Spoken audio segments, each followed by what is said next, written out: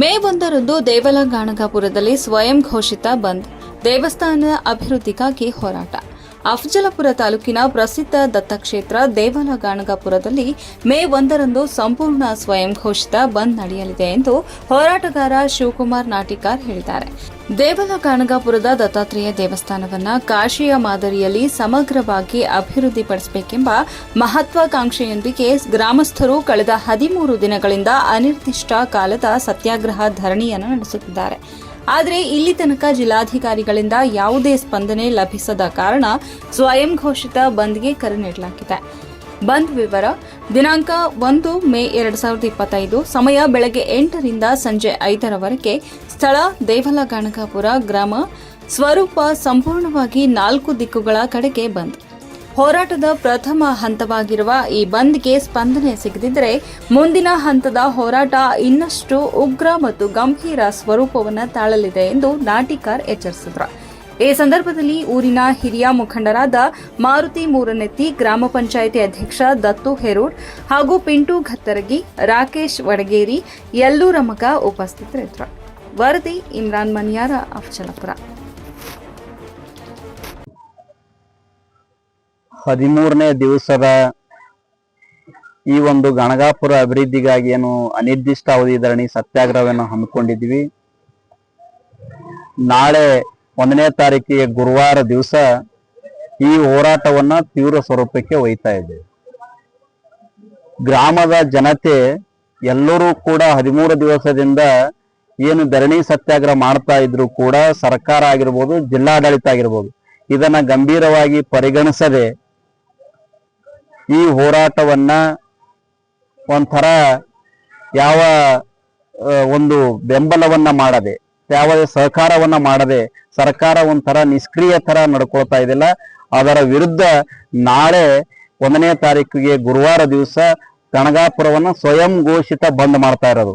ಸಾಮೂಹಿಕವಾಗಿ ಜನಗಳೇ ಎಲ್ಲರೂ ಕೂಡಿ ಬಂದ್ ಮಾಡಿ ಆ ಪ್ರತಿಭಟನೆಯಲ್ಲಿ ಪಾಲ್ಗೊಂಡು ಈ ಬಂದವನ್ನ ಆಚರಿಸುವಂತದ್ದು ಮಾಡ್ತಾ ಇದ್ದಾರೆ. ಯಾಕೆ ಅಂದ್ರೆ ಇವತ್ತು ಗಣಗಾಪುರ ಅಭಿವೃದ್ಧಿ ಆಗ್ಬೇಕನ್ನೋದು ಪ್ರತಿಯೊಬ್ಬರ ಕಳಕಳಿಯಾಗಿದೆ. ಇಷ್ಟು ದಿವಸ ಹೋರಾಟ ಮಾಡ್ತಾ ಇದ್ರು, ಶಾಸಕರು ಬಂದಿದ್ದಾರೆ, ಬೇರೆ ಬೇರೆ ಮಾಜಿ ಮಂತ್ರಿಗಳು ಬಂದಿದ್ದಾರೆ, ಎಲ್ಲ ಮುಖಂಡರುಗಳು ಕೂಡ, ಜನಪ್ರತಿನಿಧಿಗಳು ಕೂಡ ಬಂದಿದ್ದಾರೆ. ಜಿಲ್ಲಾಧಿಕಾರಿಗಳು 13 ದಿವಸ ಆದನು. ಈ ಗಣಗಾಪುರ ದೇವಸ್ಥಾನದ ಕಮಿಟಿಯ ಅಧ್ಯಕ್ಷರು ಜಿಲ್ಲಾಧಿಕಾರಿಗಳು ಬಹಳ ಬಿಜಿ ಇದ್ದಾರೆ. ಪಾಪ ಅಷ್ಟು ಅಭಿವೃದ್ಧಿ ಮಾಡ್ತಾ ಇದ್ದಾರೆ ಕಲಬುರಗಿ ಜಿಲ್ಲೆಯನ್ನ.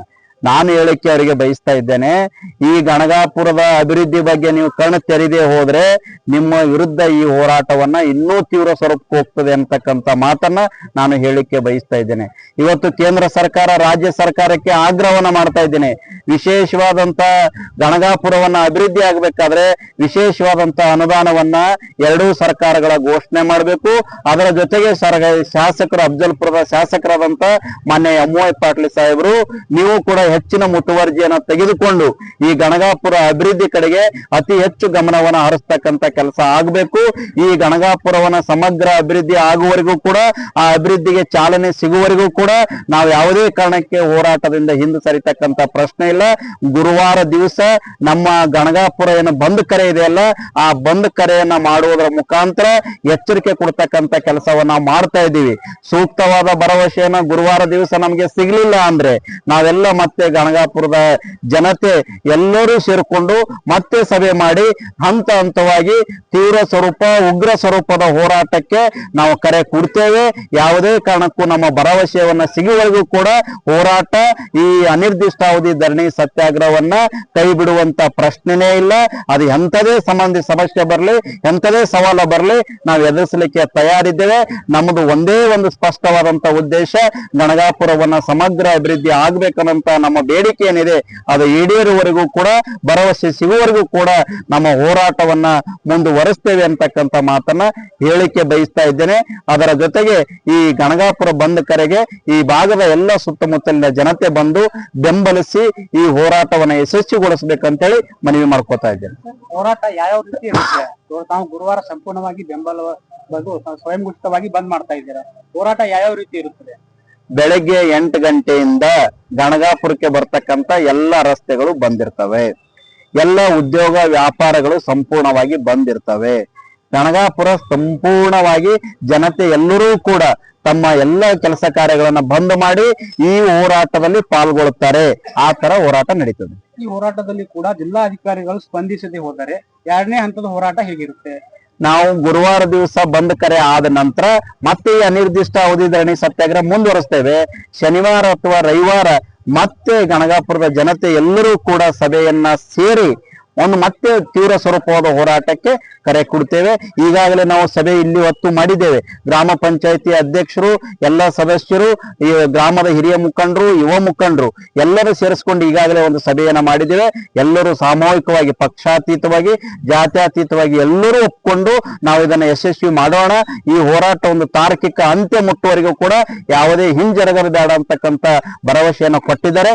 ಅಲ್ಲಿವರೆಗೂ ನಾವು ಮುಂದುವರಿಸ್ತೇವೆ. ಒಂದು ವೇಳೆ ಜಿಲ್ಲಾಧಿಕಾರಿ ತಮ್ಮ ಹೋರಾಟದ ಸ್ಥಳಕ್ಕೆ ಬಂದು ಮನವಿ ಮಾಡಿಕೊಂಡ್ರೆ ತಾವು ಹೋರಾಟವನ್ನು ಸ್ಥಗಿತಗೊಳಿಸ್ತಾರೋ ಅಥವಾ ಮುಂದುವರಿಸ್ತಾರೋ? ಮನವಿ ಮಾಡ್ಕೊಳ್ಳುವಂತ ಪ್ರಶ್ನೆ ಇಲ್ಲ. ನಾವೇನು ಬೇಡಿಕೆ ಇಟ್ಟಿದ್ದೀವಲ್ಲ ಆ ಬೇಡಿಕೆಗೆ ಭರವಸೆ ಕೊಡ್ತಕ್ಕಂತ ಕೆಲಸ ಆಗ್ಬೇಕು. ಗಣಗಾಪುರವನ್ನ ಮಾಸ್ಟರ್ ಪ್ಲಾನ್ ಮಾಡ್ಬೇಕು ಅಂತ ಏನು ಬೇಡಿಕೆ ನಮ್ದು ಪ್ರಮುಖವಾಗಿ ಜಿಲ್ಲಾಧಿಕಾರಿಗಳ ಮುಂದೆ ಏನು ಬೇಡಿಕೆ ಇದೆಯಲ್ಲ ಆ ಬೇಡಿಕೆಯನ್ನ ಈಡೇರಿಸ್ತೀನಿ, ಆ ಬೇಡಿಕೆಯನ್ನ ನಾವು ಸ್ಪಂದಿಸ್ತೀವಿ, ಆ ಕೆಲಸ ಮಾಡ್ತೀವಿ ಅಂತೇಳಿ ಸೂಕ್ತ ಭರವಸೆಯನ್ನ ಕೊಟ್ರೆ ಶಾಸಕರು 50 ಕೋಟಿ ರೂಪಾಯಿ ಘೋಷಣೆ ಮಾಡ್ತೀವಿ ಅಂತಕ್ಕ ನಮ್ಮ ಬೇಡಿಕೆಯನ್ನು ಇಟ್ಟಿದ್ದೀವಿ. ಅವರು ಕೂಡ ಪೂರಕವಾಗಿ ಬೆಂಬಲಿಸಿದ್ದಾರೆ. ನಾವು ಮಾಡ್ತೀವಿ, ಸಹಕಾರ ಮಾಡ್ತೀವಿ. ಅದರ ಜೊತೆಗೆ ಗಣಗಾಪುರ ಅಭಿವೃದ್ಧಿಗೆ ನಮಗೂ ಕಳಕಳಿ ಇದೆ ಅಂತ ಏನ್ ಹೇಳಿದಾರಲ್ಲ, ಜಿಲ್ಲಾಧಿಕಾರಿಗಳು ಸ್ಥಳಕ್ಕೆ ಬಂದು ಇದನ್ನ ಮಾಸ್ಟರ್ ಪ್ಲಾನ್ ಮಾಡ್ತೀವಿ ಅಂತ ಒಪ್ಕೋಬೇಕು.